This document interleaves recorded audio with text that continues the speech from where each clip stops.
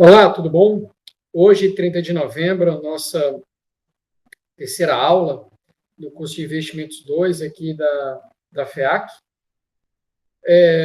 A gente vai, obviamente, dar continuidade à aula passada, que foi praticamente a primeira aula, uma vez que a aula de segunda-feira, do dia 23, é uma aula de apresentação de curso, né?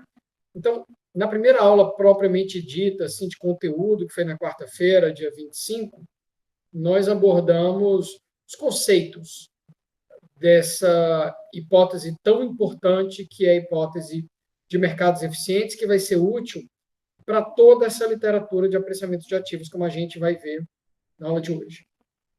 E na aula de quarta-feira também, dia 2 de dezembro.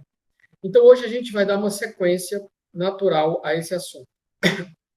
Hoje a gente vai ver, relembrar um pouquinho de conceito, vai entrar nos tipos de eficiência, e a gente vai também abordar toda essa questão de escolas, fundamentalista ou não, e a gente vai começar a resolver alguns exercícios, né? E isso vai nos dar o subsídio suficiente em termos desse elemento comum, que é a hipótese de eficiência de mercado, um elemento comum a todos os modelos. Isso já vai nos dar uma maturidade minimamente suficiente para que a gente possa entrar na literatura de asset pricing propriamente dito, ou seja, de apreciamento de ativos. Tá certo? Lembro que no dia 2 a gente já entra em apreciamento de ativos, vai ver o primeiro modelo, que é Round the Walk, e na segunda-feira, dia 7, apresentação dos artigos, e na sequência, a partir do dia 9 de dezembro, a gente já vai estar em CAPM, que é o primeiro modelo dessa moderna teoria de finanças, aí já é um modelo bem mais recente, década de 60. Não é? Muito bom. Eu vou, então, partilhar com vocês aqui o quadro branco da aula de hoje. Tá? Só um instantinho.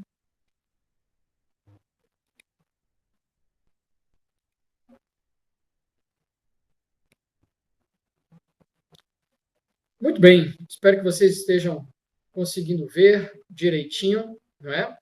A foto do nosso quadro branco de hoje. Paulo, já faz um tempo, né, que a gente viu o conceito de eficiência de mercado na quarta-feira.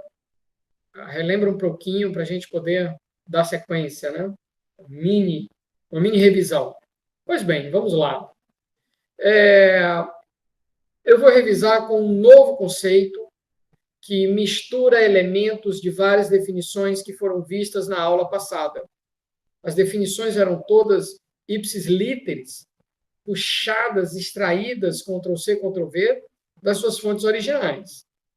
Então, aqui já uma definição em português, que vai, claro, ser muito útil para você. Tá? Então, vamos lá. Em um mercado financeiro dito, né, informacionalmente eficiente, não estamos falando de eficiência técnica, não estamos falando de eficiência alocacional, mas sim de eficiência informacional. Então, em um mercado financeiro informacionalmente eficiente, os preços dos ativos refletem o conjunto de informações que a gente, em algum momento, vai trabalhar em cima desse conjunto de informações, refletem um conjunto de informações. Eu até coloquei aqui, se você observar,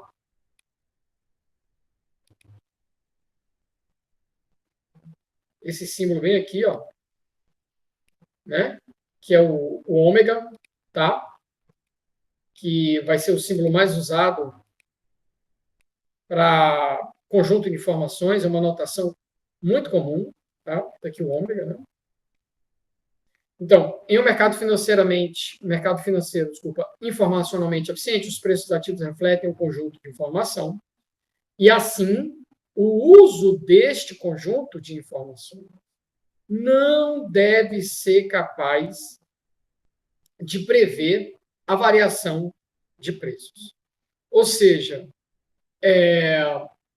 uma vez que você tem informações que você, investidor, pesquisador, trader, seja lá o que for, que você julga importante, uma vez que essa informação ficou pública para você, e você é um mortal que nem eu ouso inferir que esse conjunto de informação já está disponível para praticamente todos os demais mortais, principalmente os big players, que costumam ser mais bem informados do que nós, vivem disso, têm muito a ganhar e a perder. Normalmente eles estão muito mais antenados. Então, esse conjunto de informação já é público, semi-público, já está disponível para quem importa. Usar esse conjunto de informação não deve ser muito útil para você conseguir prever a variação de preços. Por quê? Porque os preços já refletem essas novas informações. Quanto mais eficiente for o mercado financeiro, mais rápido os preços dos ativos vão variar, refletindo essas novas informações que se tornaram públicas. De forma que, se o preço vai subir ou descer de uma ação ou de outra, isso já aconteceu. O preço pode até mudar logo depois, mas não mais por causa dessas informações. Entende? Muito bem. Então, aqui, dois aspectos são importantes. Primeiro, quanto mais eficiente o mercado, mais rápido ele vai reagir e vai refletir essas novas informações, de forma que, uma vez que essas informações chegam nos big players, ou em todos os players, há milésimos de segundos, ou apenas alguns segundos para reagir, porque rapidamente os preços vão reagir e aí o mercado está em equilíbrio de novo. Você já não tem mais nenhuma vantagem em estar sabendo de tais informações. E outra coisa que é dentro de um mesmo mercado, há algumas algumas ações reagem mais rápido que outras. E aí o grande ponto é um conceito que a gente já havia visto em Investimentos 1. Ações de empresas com maior valor de mercado, ações de empresas grandes, as tais blue chips, ou seja, as fichas azuis, que são as que mais valem num jogo de pôquer. Essas ações dessas empresas mais famosas, maiores, o que é que a gente percebe? Elas costumam ter maior volume de transação. Faz sentido, né? Uma ação, às vezes, é de uma empresa que tem 10 vezes o valor de outra empresa. Normal que haja o maior volume de transação dessa empresa que é maior. Normal, né? Muito bem. Lembrando que o valor de mercado de uma empresa é a quantidade de ações outstanding, ou seja, fora da tesouraria daquela empresa, vezes o valor unitário daquela ação. Né? Muito bem. Então, se a empresa é maior, é normal que ela tenha maior volume de transação. Mas é mais do que isso. Ela tem mais ordens de compra e venda e ela tende a ficar menos tempo sem trade. Menos segundos ou milésimos de segundos sem trade. Diferentemente de uma ação, às vezes, de uma empresa que seja menor, ou ela pode até ser média, mediana, grandezinha, mas por alguma razão as pessoas não estão tão interessadas em demandar ou ofertar ações dela. Ela é menos transacionada. Muito bem. Isso normalmente está associado às small caps, né? As empresas de baixa capitalização, que são menores. Mas não necessariamente é só de small cap. Tá, mas por que esse ponto é importante aqui? Ora, tem ação que fica mais tempo do que outra sem transacionar, tem ação que fica dias sem ser transacionada. Se você lembrar de estatísticas do período passado, do semestre passado, que a gente estudou Investimentos 1, né?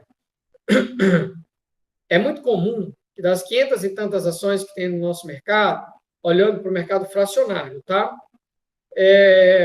Se eu fosse me ater às ações que têm 90% de liquidez, ou seja, são transacionadas em pelo menos 90% dos dias úteis da janela de 12 meses, eu normalmente vou ter na casa de umas 200 ações. Ou seja, mais de 300 ações, não empresas, mais de 300 ações são transacionadas em menos de 90% dos dias. Às vezes fica um dia, 2, 3 dias seguidos sem ser transacionado. Isso acontece com ações de empresas muito grandes que a gente conhece. Bancos como o Banco do Nordeste Brasil, fica 1, 2 dias sem ser transacionado. Ações de empresas grandes como o M. Dias Branco, aqui da nossa terra, pode sim ficar 1, 2 dias sem ser transacionado. Muito bem. Só para dar exemplo de que não estou falando de coisa de empresa pequena que a gente desconhece. Aí você acha que, no momento em que surge uma informação nova, não prevista, e ela é importante para todo o mercado financeiro, quem vai reagir primeiro? Quem já estava sendo transacionado ali, que é o caso de um blue chip, tipo Petrobras, ou uma ação de uma empresa que pode até ser grande, menor do que uma blue chip, mas que às vezes fica um dia ou mais sem ser transacionado. Até os traders se ligarem e começarem a transacionar essas que são menos transacionadas, demanda um pouco mais de tempo. Então, assim, se você compara dois mercados distintos, como o americano e o brasileiro, o americano tende a reagir sempre muito mais rápido a novas informações do que o brasileiro vai reagir.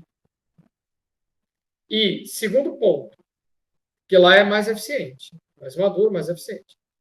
Dentro de um mesmo mercado como o Brasil, as blue chips tendem a reagir muito mais rápido que as small caps. Simples assim. Pode ser que a diferença seja de minutos, talvez horas, eu não sei. Depende muito de cada caso. E eu não estou falando da intensidade da reação.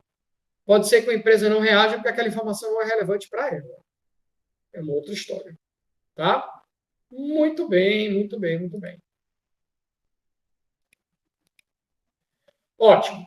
Agora, preste atenção que toda vida a gente fala o preço reflete fundamento, o preço reflete, incorpora o conjunto de informações. Que conjunto de informações? Aqui vai fazer muita diferença, até para a gente poder categorizar os tipos de eficiência.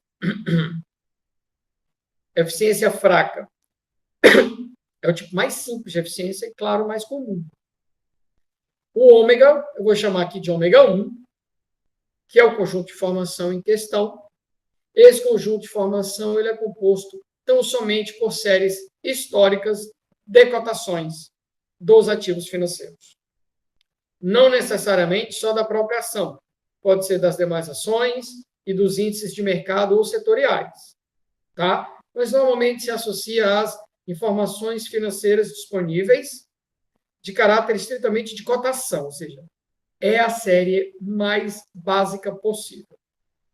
Eu volto a lembrar que informação que leva em consideração day trade, né, intraday, essas informações, elas existem, são coletadas, disponibilizadas pela Bolsa, mas são pagas. Eu não saberia aqui precisar para vocês preço disso. Mas informações com frequência diária, essas aí, elas estão disponíveis no site da B3. Você puxa gratuitamente. A gente aprendeu a fazer isso em investimentos, né? Você lembra? Você pode demandar um tempo para baixar, porque o mercado fecha ali no final da tarde, essas informações vão estar disponíveis no site da B3, acho que lá para as 10 da noite, um pouco mais. Então, há sim esse delay, né? Mas o mercado já vai estar fechado. Então, assim, para a abertura do dia seguinte, essa informação já é pública para todo mundo. Então, a tua rotina já vai ter trabalhado, você já consegue extrair o que você queria dessa informação para o fechamento do último dia que acabou de acabar ou está ali de noite, né? Então, esses dados são públicos. Simples assim, tá? Então, o que quer dizer uma eficiência fraca? Olha, quer dizer que o fato de você conhecer as séries históricas de cotações, de ações, de índices amplos de mercado ou setoriais, sinceramente, não quer dizer nada. Porque você e o resto do mundo inteiro conhece isso aí. Eu fico me perguntando por que você vai conseguir extrair algo de útil que está aí a ponto de te fazer ganhar dinheiro, que outra pessoa não faça. Então, é nesse ponto que a gente chama de eficiência fraca, no sentido que aquela informação é pública, é gratuita, no caso do Brasil, acho que da maioria dos mercados financeiros deve ser gratuita, e, sinceramente, não é nenhuma vantagem comparativa, segundo a hipótese de eficiência fraca de mercados financeiros, informacionalmente falando. Os preços já refletem as séries históricas deles próprios e o uso disso não deve ser útil para você conseguir projetar os preços de amanhã ou conseguir sistematicamente bater o mercado usando isso. A não ser que você seja um gênio. E, bom, não é em cima disso que a gente lida aqui, não é? A eficiência semi-forte, como o próprio nome diz, ela precisa ser um pouco mais forte do que a fraca. Muito bem. Então, ela é composta pelo conjunto ômega 1 mais alguma coisa. Eu vou chamar isso de ômega 2, esse conjunto mais amplo, que é o que? O ômega 1, séries públicas e gratuitas de cotações, mas mais dados contábeis e econômicos. Então, aqui, para quem acredita no valor das informações dos múltiplos contábeis, e eu acredito, não é uma expertise minha, mas eu reconheço o valor dessas informações, que normalmente saem com frequência trimestral, né? As contábeis, e as econômicas, algumas saem com fluxo mensal, com datas previstas, como inflação, a gente sabe quando ela vai sair, outras saem a qualquer momento, porque não tem uma periodicidade definida, ou são notícias econômicas frutos de choques não previstos, né? As próprias informações contábeis, elas também podem surgir de maneira não prevista, né? Muito bem. Tipo, acabou de vazar que determinada empresa entrou em recuperação judicial. Bom, eu não tinha essa informação privilegiada, para mim é novo, não deixa de ter um caráter contábil. Então, pode ter esse aspecto aí, ser uma periodicidade definida. O que importa é, no mercado em que você tem eficiência de mercado semi-forte, o fato de você ter disponível gratuitamente e saber ter uma rotina que puxa esses dados automaticamente quando eles saem na B3. E tu sabe até usar esses dados. Que dados? Séries históricas dos ativos, dados contábeis trimestralmente e dados econômicos públicos. Tudo isso tem que ser público. O fato de você possuir esses dados não é, volto a dizer, nenhuma grande vantagem.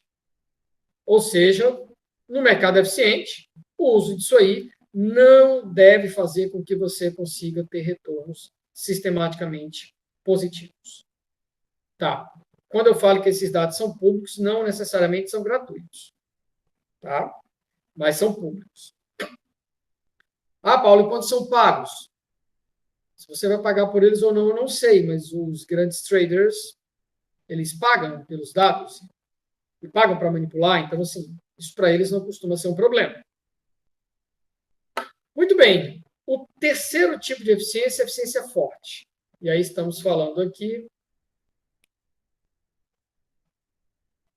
Então, amarelinho aqui para variar. A eficiência forte, ó. Eu vou pegar o ômega 2, que era o quê? O ômega 1 mais informações contábeis e econômicas. Então, eu vou pegar esse ômega 2 e somar a algo que aí começa a ficar mais delicado. Estamos falando de informações não públicas, em outras palavras, informações privilegiadas. Lembro que é crime o uso de informações privilegiadas. Eu também não vou aqui defender inocentemente que não haja uso disso no mercado financeiro. Então, me parece haver, sim, a prática de eventos sociais ou não, envolvendo pessoas do mercado e pessoas do setor produtivo, ou talvez dos governos, eu não sei, mas que pode, sim, haver eventos sociais restritos em que haja vazamento de informações privilegiadas. Ou você acha que, por exemplo, um processo de recuperação judicial, ele corre todo ele em segredo de justiça, sem que ninguém saiba, ou só as partes que estão autorizadas a ver a instrução do processo, né? E que não há nenhum tipo de vazamento e ninguém se aproveita disso. Seria um excesso de inocência. Eu acho que há, e entendo, né, que até incondicionalmente o uso de informação privilegiada seja criminoso. Mas o ponto é, um mercado é dito eficiente na sua forma forte, se até o uso de informação privilegiada não for uma vantagem comparativa, porque os preços já refletiram aquilo ali. Aí cai entre nós, aí começa a ficar difícil. Aí você precisa ter uma crença na eficiência de mercado que eu, por exemplo, não tenho. Não, eu não acho que os mercados sejam fortemente eficientes. Fracamente e na categoria semi-forte, sim. Mas na forte, não. Porque, meu amigo, informação privilegiada em qualquer lugar do mundo tende sim a trazer vantagem comparativa. E se você souber usar aquilo ali, você ganha sem dinheiro. Então, não acredito nessa modalidade de eficiência forte. E lembro, fica até muito difícil de você evidenciar. Porque como é que eu vou evidenciar se o uso de uma informação que é privilegiada logo não deveria estar a meu alcance como um pesquisador que sou? Como é que aquela informação gerou ganho para alguém? Eu poderia fazer isso ex post, né? Mas eu teria que cruzar informações do tipo, eu teria que saber que trader acessou que informação privilegiada, portanto não pública na época que ele acessou, e como é que ele ganhou dinheiro em cima daquilo ali, lembrando que o cara pode não fazer a operação no nome dele, pode botar um laranja para fazer. Cá entre nós, eu realmente acho que aí é trabalho não para pesquisador, mas para equipes que lidam com o sistema bancário, a segurança do sistema bancário, mais precisamente corrupção, fraude. Aí é coisa para CVM, não é coisa para pesquisador, me parece. Muito bem. Dito isso, vamos lá. Quando eu uso lei das expectativas iteradas, eu consigo reconhecer, vou já fazer um pouquinho de uso dela na próxima parte do quadro, eu consigo ver aqui o seguinte, ó.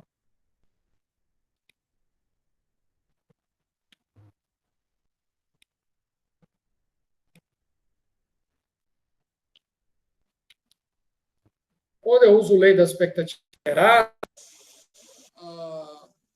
se tem... Só se eu estava tocando aqui.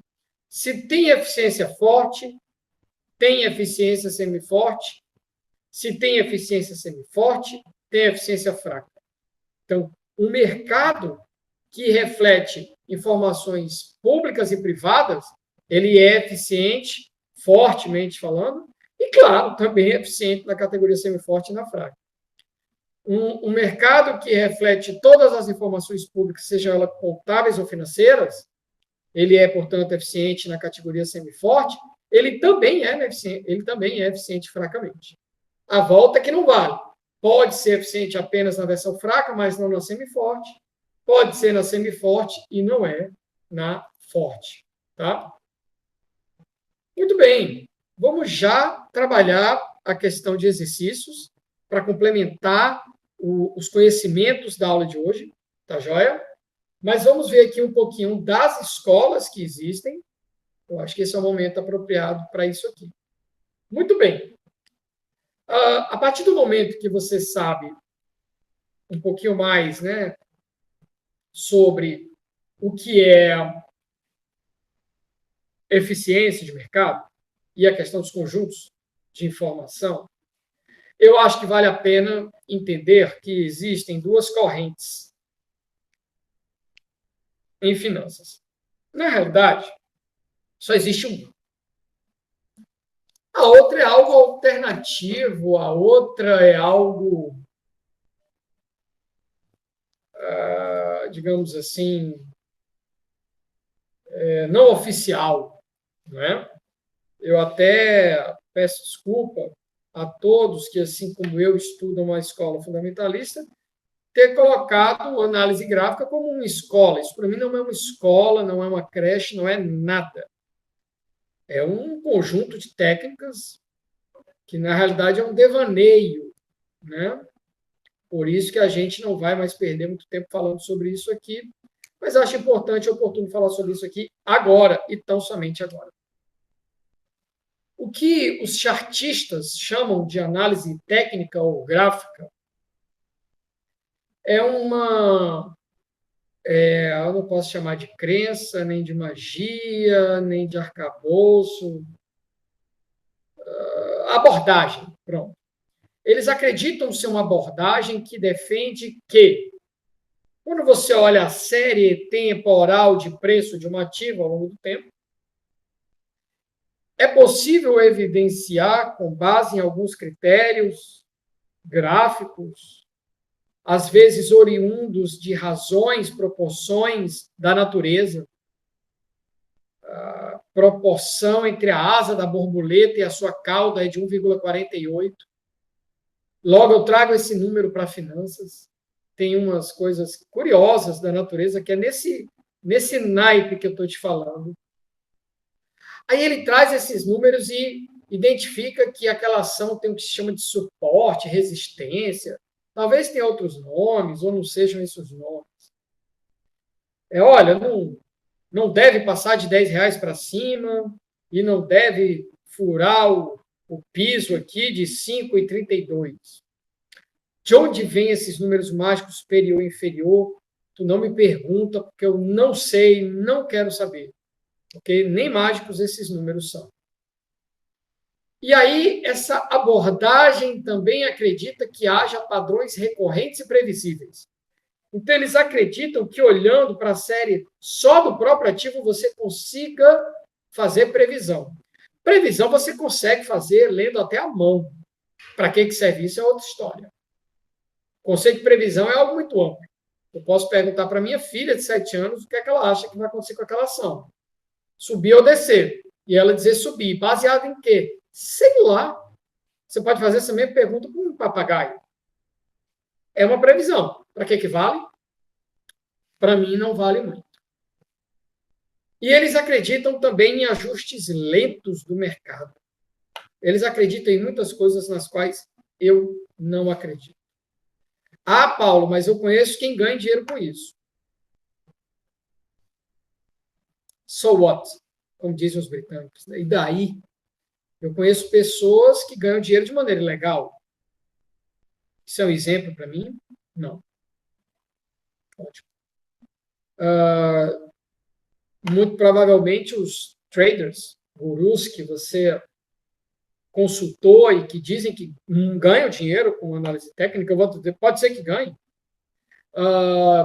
Eu posso pegar aí 3 chimpanzés, ou podem ser 3 antílopes. O animal em si pouco faz a diferença para mim.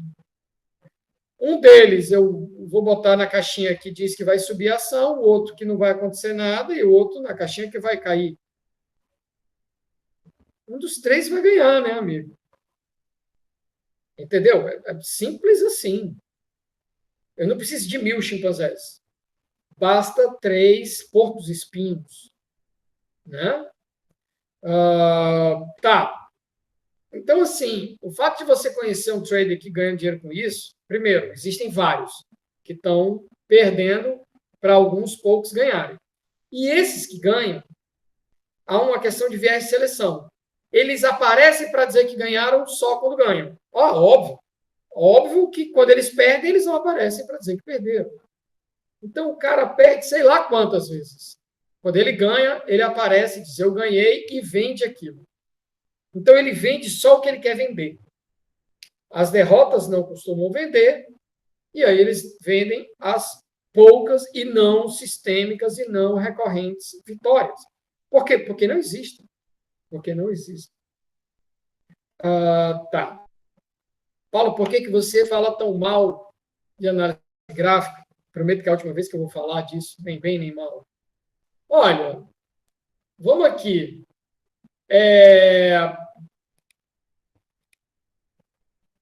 Acabei tirando do zoom, né? Deixa eu dar um zoom que é melhor. Viola hipótese de mercado eficiente na modalidade fraca. Porque o cara consegue identificar padrões olhando para a série temporal só da própria ação. Jesus, hein? Senhor. Não tem inferência estatística nenhuma. Ah, mas agora tem um outro cara que faz análise técnica com um pouquinho de estatística. Já é um avanço. Ainda assim, vai continuar violando a hipótese fraca de eficiência, porque o cara pega uma série que todo mundo tem e aí só ele consegue ganhar dinheiro com aquilo ali. Eu acho estranho. Normalmente, essas técnicas também não dizem o quanto comprar ou quanto vender. Então, ele diz assim, está na hora boa de comprar, está na hora boa de vender. É uma coisa mais ou menos assim. Mas o quanto? Isso faz toda a diferença. Se você fez investimentos comigo, você viu que Portfolio Theory, teoria de carteira, não só diz compra ou vende. Diz o quanto comprar, o quanto vender, querido. E o vetor de pesos é fundamental. Lembra quando a gente lidou com diversificação, porque o vetor de peso vai fazer o teu risco cair? Então, não é só montar um time com bons jogadores e não saber quantos bons jogadores em cada posição, onde é que cada um joga. Então, assim, não fala em composição de carteira, só diz compra ou vende aquela ação. Hein? E, claro, ignora fundamentos, ignora o fato de que existem times apropriados para você comprar ou não comprar, ou vender ações de uma determinada empresa. Ignora o fato que ela pode estar em recuperação judicial ou não. Logo, há um vetor de informações privilegiadas no campo jurídico, ao qual tu não tem acesso e tu olhando para saber se vai bater no teto, no piso. Ignora as questões de boarding, ignora questões de diversificação setorial, ignora métricas de performance, ignora tudo que a gente acredita. Mas, enfim, cada um faz o que bem entende. Passada essa etapa obscura do curso, vamos ao que importa e que vai nos guiar até o final. Escola fundamentalista, porque acreditamos em fundamentos, porque acreditamos em ciência, acreditamos em pesquisa. E se você achar muitos artigos sobre análise técnica ou gráfica, chartismo, seja lá como se chame essa abordagem, traga, a gente pode discutir. Já digo até onde você pode achar, década de 80, 90, existem muitos artigos de pesquisadores americanos e europeus descendo o sarrafo nisso aí. Aliás, desde a década de 60, geral já bate nisso, dizendo, não dá para ganhar muito dinheiro com isso aí, não, esquece. Imagina nos dias de hoje. Muito bem. Escola fundamentalista, o que é que ela vai defender? Que o preço reflete fundamento. E é justamente isso que está aqui nessas equações. O preço de uma ação em T mais 1 é a expectativa, operador esperança aqui, é a esperança dos fundamentos condicionada ao conjunto de informação I T mais 1. Quando eu quero saber o retorno esperado, ou a variação de preço, esperança, do preço de amanhã menos preço de hoje, condicionado ao conjunto de informação de hoje. Hoje é T, amanhã T mais 1. Então, isso aqui é o quê? Variação esperada de preço. De hoje até amanhã, condicionado ao conjunto de informação hoje. Olha, o PT mais 1 é esperança dos fundamentos condicionado ao conjunto de informação IT mais 1. Coloca essa aqui. Esperança de fundamentos condicionada a IT mais 1. Ok? Só que é expectativa de preço T mais 1 condicionada a IT também. Eu vou quebrar esse operador esperança na subtração, né? Esperança da subtração, subtração da esperança. Então, esperança de PT mais 1 condicionada a IT é o quê? Aqui PT mais 1 condicionada a IT. Quando eu aplico a lei de expectativas iteradas, como o IT mais 1 contempla IT, é todo o conjunto de informação IT, mais o que aconteceu de hoje para amanhã, então isso aqui vai acabar sendo expectativa de fundamento em relação a IT. Não adianta condicionar IT mais 1.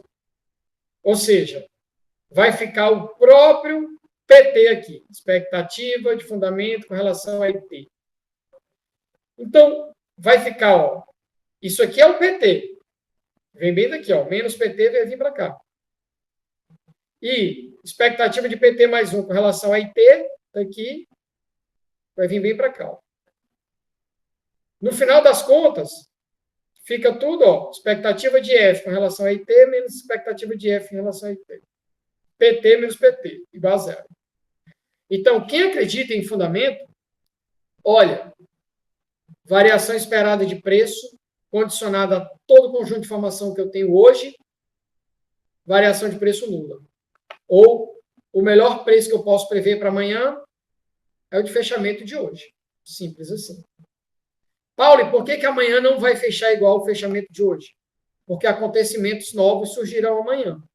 Só que eram acontecimentos ou não previstos, choques, como a gente costuma dizer, ou acontecimentos que eu sabia que iriam acontecer, mas eles vieram diferentes do que o mercado previa. Porque o mercado ele é forward-looking.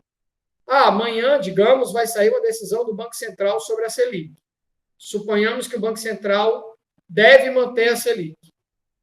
O mercado já precificou isso. Sai informação, o Banco Central manteve a Selic. O que é que vai acontecer com o mercado com relação a isso? Nada. Mas surgiu uma nova informação. Informação que já estava esperada. Informação que já estava precificada. Não muda nada. O que vai fazer com que haja mudança de preço, essa informação foi diferente do que o mercado previa. Então, preço reflete fundamento e expectativa de informações. É um tipo de fundamento. A gente vai ver isso nos modelos. Inclusive, modelo premiado. Não existe desvios sistêmicos e significativos. O que há é desvios curtos, frutos de choque, que, por definição, são imprevisíveis. E essa literatura, essa ciência aqui, satisfaz hipóteses de mercados eficientes na modalidade semiforte. Por quê? Porque aqui está dizendo que incorpora todo o vetor de informações públicas, financeiros, contábeis, econômicos e até de outra categoria que você queira. Certo? Muito bem. Depois aí desses 40 minutinhos de mais conceito sobre eficiência de mercado, vamos gastar aqui alguns minutinhos, tá? Com um pouquinho de exercício que certamente vai te ajudar. E a gente volta quarta-feira com história da sequência dos modelos de apreciamento de ativos. E aí já entra no primeiro modelo de apreciamento de ativos, que é Run the Walk. E já vai entrar na parte aplicada. Não perca a aula de quarta-feira, porque nela a gente vai ver uns testezinhos de eficiência de mercado, bem simples, até porque os mais complicados estão nos papers, que serão apresentados 7 de dezembro, segunda-feira da semana que vem. Não sai daí, que agora eu vou apresentar para você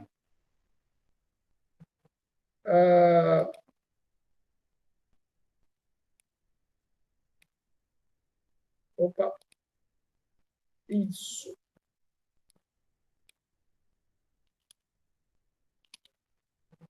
Joia, espero que você esteja conseguindo ver aí.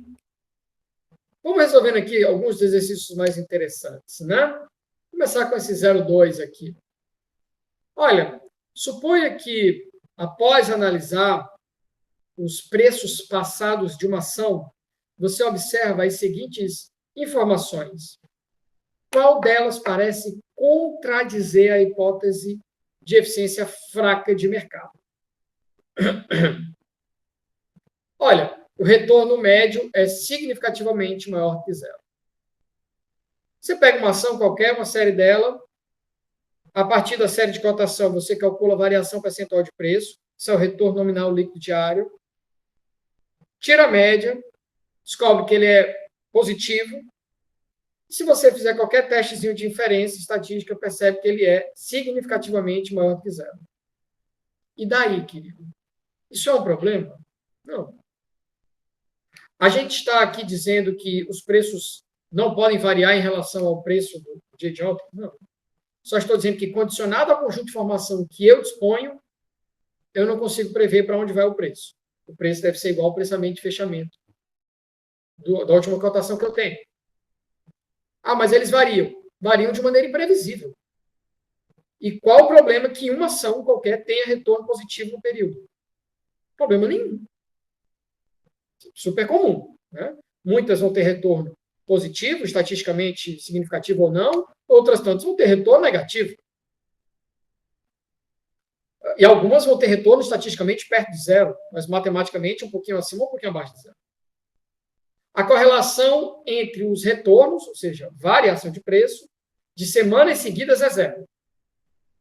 Isso é interessante. Esse teste a gente vai fazer quarta-feira agora, que é testezinho de correlação de variação de preço.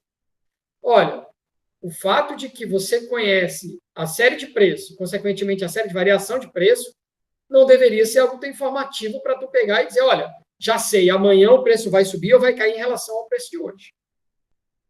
Logo, a informação contida na série de variação de preço, quem tem a série de preço tem a série de variação de preço, não deveria ser algo tão útil assim para você conseguir inferir sobre o que vai acontecer. De forma que a correlação deve ser nula entre a série histórica temporal de variação de preços. Um retorno maior poderia ser obtido comprando-se ação após o aumento de 10% e vendendo após uma queda de 10% do seu preço. Olha, eu acho o tempo verbal aqui, um retorno maior, poderia. Veja bem, né? Olha, você compra uma ação, sugerir um padrão de suporte, de resistência percentual para variações percentuais de preço. Eu não gosto disso, eu acho isso muito fraco. De onde vem esse 10%? Sinceramente, a priori, eu realmente não gosto muito disso. Me parece fake. Seria possível, mas tudo é possível na vida, né? Mas enfim, né? Isso aqui são traduções de exercícios de livros originalmente escritos em inglês, né? Seria possível obter um ganho maior que a média do mercado, mantendo no portfólio ações com rendimentos oriundos de dividendos menores. Existe toda uma literatura em corporate finance, não é muito a minha praia em asset pricing, que fala sobre política de dividendos, ou estratégias envolvendo a política de dividendos. Parece ter alguma robustez essa literatura, isso não me parece exatamente uma violação de eficiência fraca, até porque você está usando outras informações. Dividendos já tem a ver com lucros, que são informações contábeis. Tá? Não deixa de ser informação pública, mas aí, se for para violar, está violando a eficiência semiforte, não a eficiência fraca. O item C seria a resposta. Olha, vamos aqui para o 03. Qual das afirmações é verdade? Opa, desculpa. Nossa, ficou uma bagunça aqui.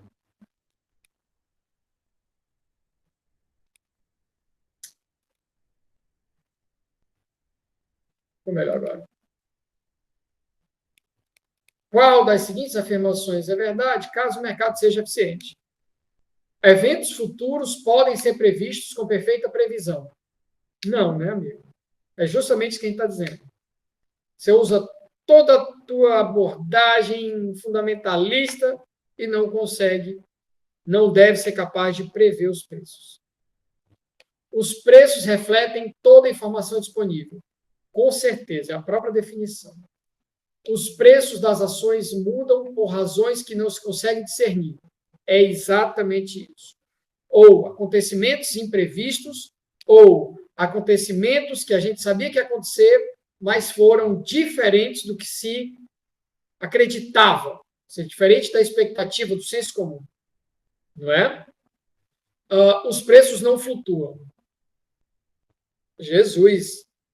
Né? Tem até um meme, né, do Cebolinha falando que renda variável valia, né? Meme à parte, é óbvio que isso é renda variável, é óbvio que os preços variam. Ninguém está dizendo que eles não flutuam. O que você não sabe é